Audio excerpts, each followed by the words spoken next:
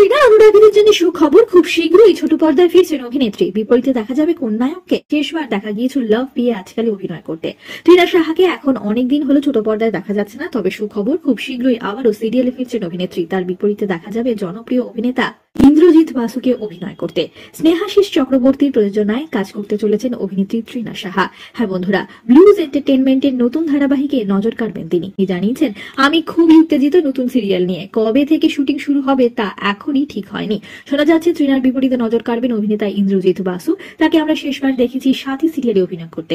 এই প্রথম পর্দায় দেখা যাবে ট্রিনা আর ইন্দ্রজিতের জুটি। নেপথ্যে অবশ্যই ব্লুজ প্রোডাকশন। শোনা যাচ্ছে স্টার জলসায় দেখা যাবে নতুন ধারাবাহিকটি। ছোট পর্দার পাশাপাশি বড় পর্দা এবং ওয়েব সিরিজে নজর কেড়েছেন অভিনেত্রী। অন্যদিকে ইন্দ্রজিৎকে আমরা দেখেছি প্রতিদিন গুপ্ত পরিচালিত চালচিত্র ছবিতে অভিনয় করতে। তার চরিত্র সকলে ভীষণ পছন্দ করেছেন। ছোট পর্দায় ট্রিনা আর ইন্দ্রজিতের রসায়ন দর্শকদের মন কতটা জয় করতে পারে তা তো জানা যাবে এই সিরিয়ালের টেলিকাস্ট।